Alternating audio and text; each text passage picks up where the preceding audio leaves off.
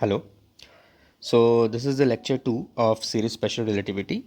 The lecture 1 has already been uploaded and it was about derivation of Lorentz transformation. So let us start with lecture 2. Let us first revise a little bit. Therefore, looking at Galilean transformations. Galilean transformations is a set of four equations which are as follows. X prime is equal to x minus ut, t prime is equal to t, y prime is equal to y, and z prime is equal to z. Here the primed coordinates are for an observer who is in S prime frame and the unprimed coordinates are for an observer who is in S frame. Now moving towards Lorentz transformations. It is again a set of four equations which are as follows. X prime is equal to x minus ut over under root 1 minus u square over c square.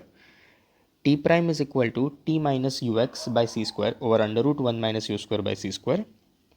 Y prime is equal to y and z prime is equal to z. An important thing about Lorentz transformation is that they come into play only when the velocities of object u tend to c, which means that if we deal with objects of very low velocities, that is u very much less than c, we must get Galilean transformations. So at low velocities of object, the Lorentz transformations are converted into Galilean transformations. Let us see how.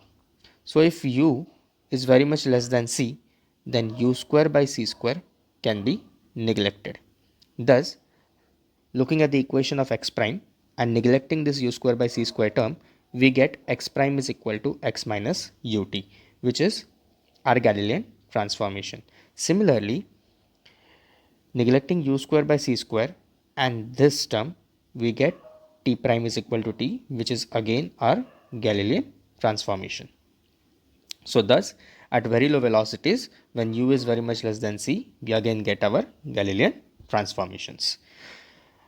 Okay, so why is it that Einstein always gets the credit to turn the world into 4D from 3D? Let us see why. So initially in Galileo's relativity, t prime was equal to t from the Galilean transformation, which means for an observer in S prime frame and for an observer in S frame, the time coordinate was the same, which means time was universal. Therefore, it was not treated as a coordinate.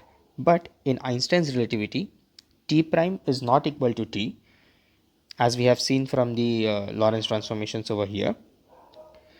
So, as t prime was not equal to t, we can now treat it as a new coordinate. So, Einstein, by treating t as a new coordinate, converted the world from into 4D from 3D. An important point is that when the frame of reference is changed, space and time mix with each other in Einstein's relativity. So, when we move from S frame to S prime frame, we can see over here that the t coordinates depends on t and x both. Similarly, the x prime coordinate depends on x and t both. Thus, there is mixing of coordinates when frame of reference is changed. So, okay. The another important point is that the Lorentz transformations are linear transformations. So let us see why. So if you have a look at these equations of x prime and t prime, you can see that the x prime depends on x and t both raised to power 1 and t prime depends on t and x both raised to power 1. Thus there is a linear relationship between the prime coordinates and the unprime coordinates, and thus Lorentz transformations are linear transformations. Now let's take a look at the Lorentz transformation for the differences. So for the differences, let us consider two events. Let us say that the first event is firing a gun and the second event is the bullet hitting a target. So in the S frame, the first event has the coordinates x1 and t1 and the second event has the coordinates x2 and t2. Similarly, in the S prime frame, the first event has the coordinates x1 prime, t1 prime and the second event has the coordinates x2 prime and t2 prime. We are only taking a look at x and t coordinates because let us assume that the bullet is fired in x direction and therefore the measurements in the perpendicular directions are not affected, which means that y prime is equal to y and z prime is equal to z. So using Lorentz transformations, x1 prime is equal to x1 minus ut1 over under root 1 minus u square by c square. X2 prime is equal to x2 minus ut2 over under root 1 minus u square by c square. Here again s prime is moving with a relative velocity u with respect to s. So now let us define a term called as del x prime, which is equal to x2 prime minus x1 prime.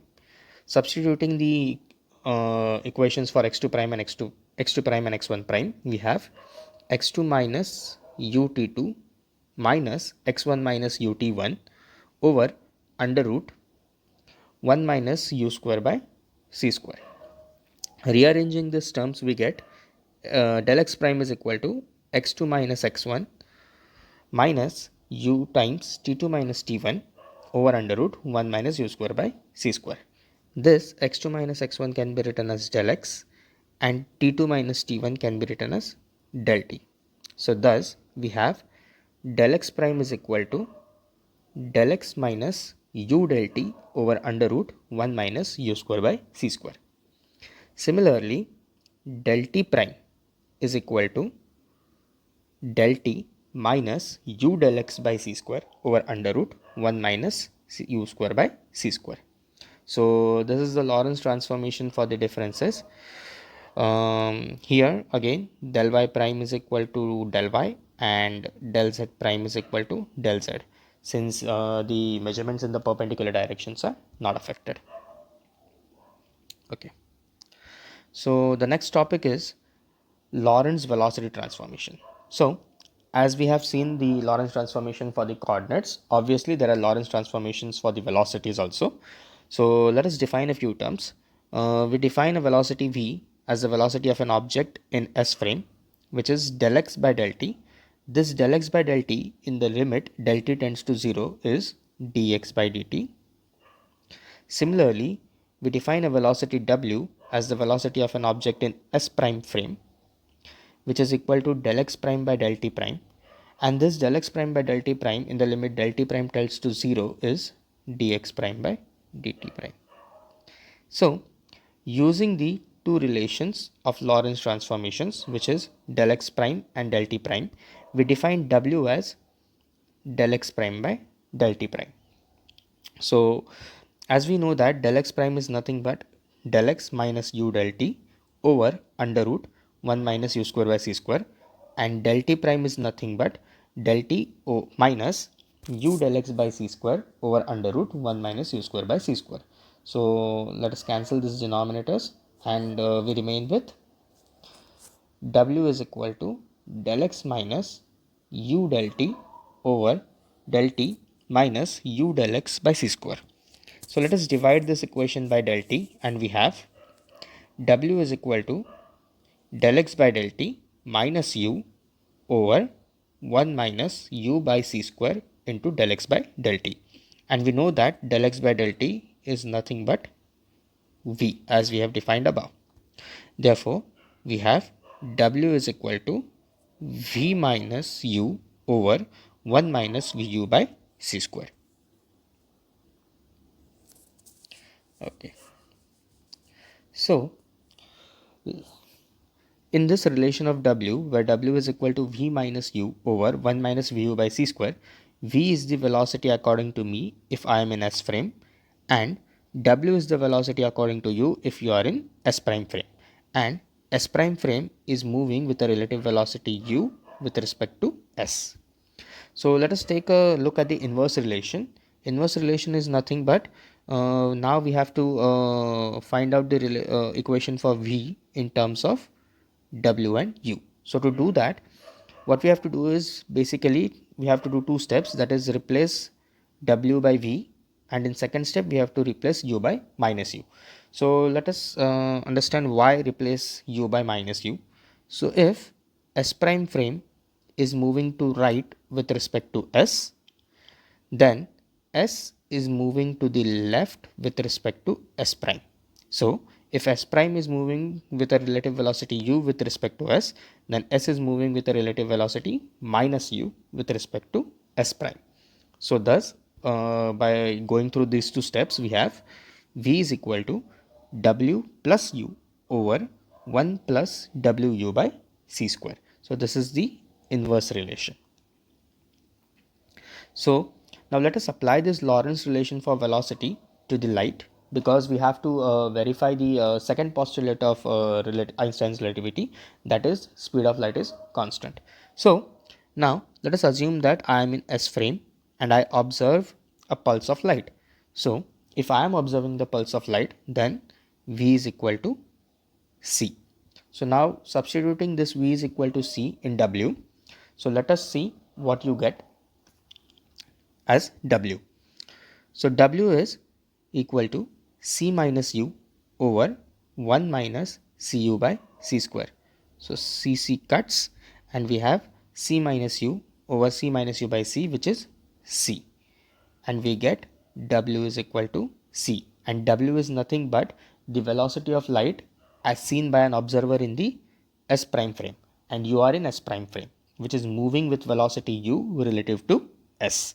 So if I am seeing a pulse of light which is moving with velocity v, and you are moving with respect to me with a relative velocity u, then too you will observe the velocity of light to be c, and thus we always get a constant speed for the light pulse, that is c, and thus we have proved the postulate 2 using the Lorentz velocity relation, that speed of light is a constant which is c.